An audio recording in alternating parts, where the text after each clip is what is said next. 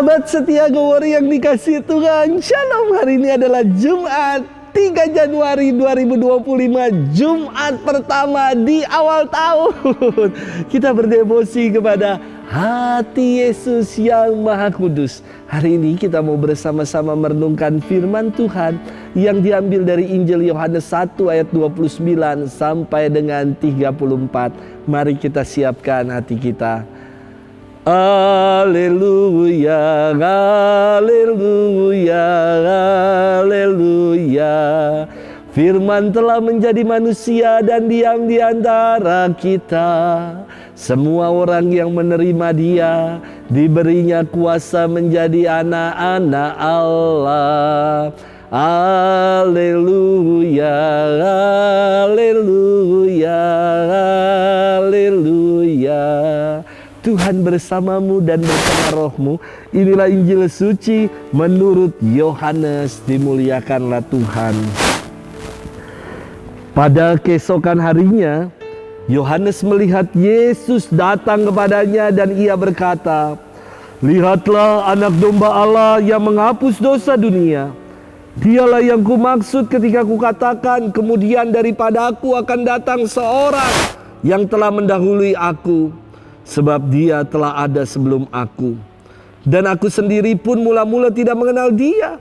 Tetapi untuk itulah aku datang dan membaptis dengan air, supaya ia dinyatakan kepada Israel." Dan Yohanes memberi kesaksian katanya, "Aku telah melihat Roh turun dari langit seperti merpati, dan ia tinggal di atasnya. Dan aku pun tidak mengenalnya. Tetapi Dia yang mengutus aku untuk membaptis dengan air telah berfirman kepadaku, jika engkau melihat Roh itu turun ke atas seseorang dan tinggal di atasnya, Dialah yang akan membaptis dengan Roh Kudus. Dan aku telah melihatnya dan memberi kesaksian, Ia inilah Anak Allah." Demikianlah sabda Tuhan, terpujilah Kristus. Sahabat setia Gowori yang dikasihi Tuhan, Shalom. Saya tuh ya kadang suka heran sama orang-orang zaman sekarang yang suka pakai bahasa Inggris untuk berkomunikasi dengan hewan peliharaannya. Wah, anjingnya dibilang, "Hey, sit, sit," duduk. Atau ketika dia melakukan sesuatu yang tidak berkenan, "No, no, no, no, no, no." Atau ketika kita dipanggil, kita bilang, "Ayo." Dan ketika sesuai dengan yang kita mau, kita bilang, "Good boy, good dog." Saya heran. Memang ini anjing kursus bahasa? Emang dia kalau memenuhi perintah kita terus dia jawab, "Yes, yes." Nggak ada kan? Yang ada adalah dia tetap jawabnya, "Buk, buk." Sahabat setia Gowori yang dikasihi Tuhan, hari ini dalam firman Tuhan kita mendengar kesaksian Yohanes Pembaptis tentang Yesus. Yohanes bersaksi, "Lihatlah anak domba Allah yang menghapus dosa dunia." Menarik untuk kita renungkan bahwa Yohanes menyebut Yesus sebagai anak domba Allah. Saya ingin mengajak bermenung tentang makna domba. Pertama, domba itu kan bulunya itu warnanya putih ya. Warna putih itu kan melambangkan kesucian. Dan Yesus adalah anak domba Allah yang suci, yang diutus Allah untuk menyelamatkan dan menyucikan kita. Yang kedua, anak domba adalah hewan yang digunakan untuk ritual kurban, untuk ritual perdamaian, penghapusan dosa dalam tradisi Israel. Dan Yesus disebut sebagai anak domba Allah.